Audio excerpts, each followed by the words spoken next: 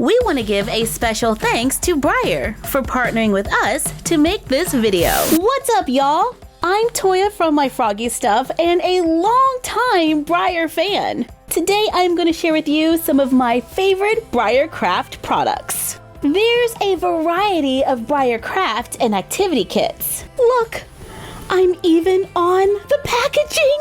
On the back of each one, we can scan the QR code and get crafty. This is the Unicorn Paint and Play, where we can paint our very own unicorn. On the back, we can see all of the different models to collect.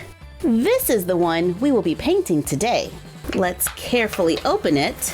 We have 1 unicorn, 3 paints, and 1 paintbrush. I am also using a few items from home, like a cup of clean water, paper towels, a paint palette or paper plates to mix paint. We can use clear nail polish to make the eyes shine, and a spray-on sealant to protect our project when we're finished. For this horse, I'm going to open the silver paint, get a little paint on my brush, and apply a thin coat to the model. Ooh, it has a nice little shimmer. I like that. Let it dry between coats. Let's take a little bit of the purple, brush it onto the lower legs, maybe a little shadow under the belly, and on the tips of the mane and tail. So we have like a silver to lavender ombre to create our silver unicorn. And I'm going to take it a step further and use a little bit of black paint from home to paint the eyes, and then we can use clear nail polish to make them shiny.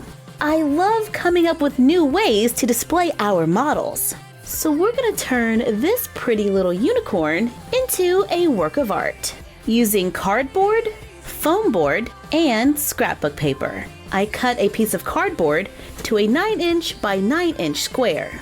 Draw a 1" border around the edge, glue scrapbook paper in the center, cut the foam board into 1" strips, glue it around the edge, add multiple layers to make the frame higher, and we can use scrapbook paper to decorate it.